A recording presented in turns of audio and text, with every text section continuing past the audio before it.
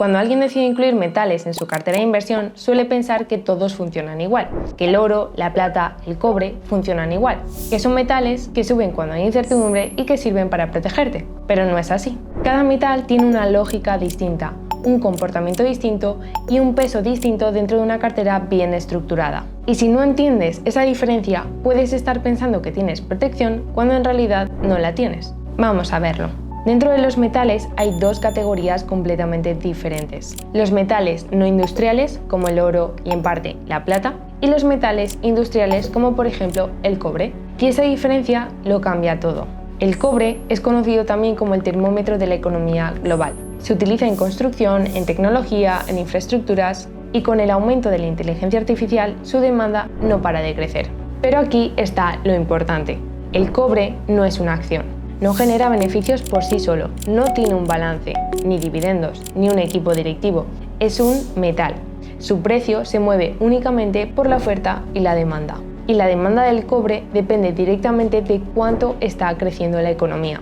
Cuando la economía crece, se construye más, se fabrica más y se necesita más cobre. Cuando la economía se frena, la demanda cae y el precio también. ¿Qué significa eso para tu cartera? Que el cobre tiene una correlación alta con el ciclo económico.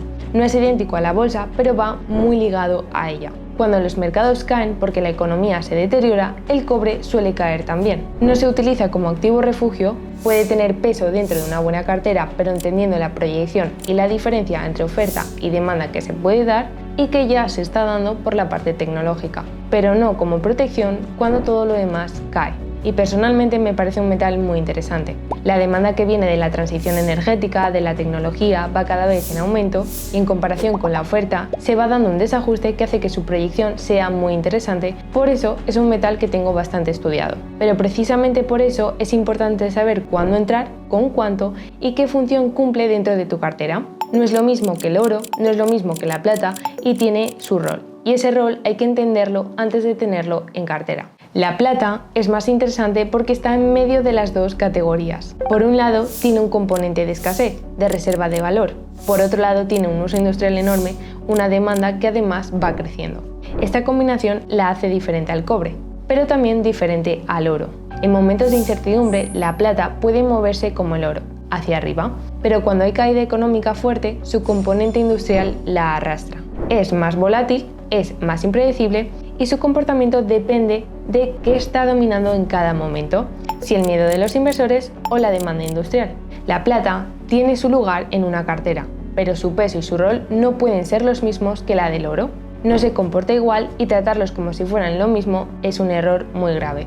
El oro es otra categoría completamente diferente. El oro no tiene un uso industrial relevante, no depende de que la economía crezca, no depende de que se fabriquen más coches o más chips.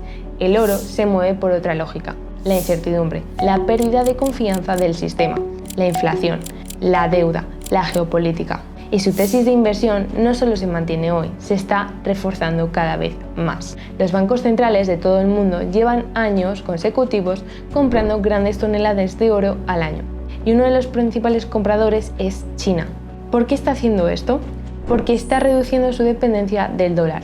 Porque el oro es el único activo que no tiene contraparte, que no puede ser congelado por un gobierno extranjero, que no depende de ningún sistema financiero.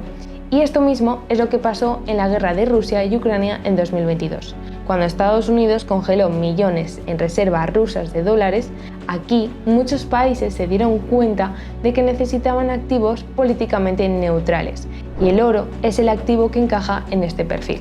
A esto hay que sumar la deuda. La deuda global no para de crecer. La guerra en Ucrania, los conflictos en Oriente Medio, el gasto militar hace que se dispare la deuda. Y más deuda significa más presión sobre las divisas, más inflación a largo plazo y más razones para tener oro. Ahora bien, hay algo que quiero que entiendas. En este momento, con la guerra y la incertidumbre geopolítica, puede que no veas un reflejo inmediato del oro en tu cartera.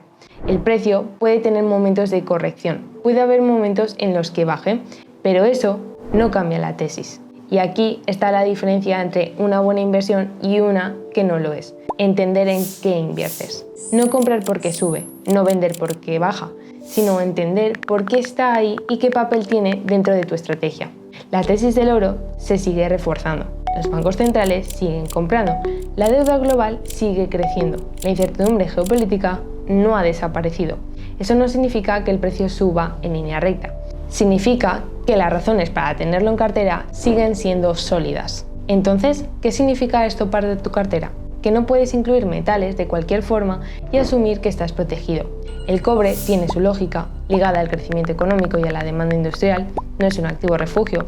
La plata combina los dos mundos, escasez y uso industrial, lo que la hace más volátil y con un componente menos predecible.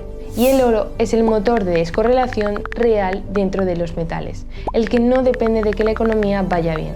Cada uno tiene un rol, cada uno tiene un peso distinto, y tratarlos como si fueran lo mismo es exactamente el error que hace que muchas carteras no funcionen como deberían.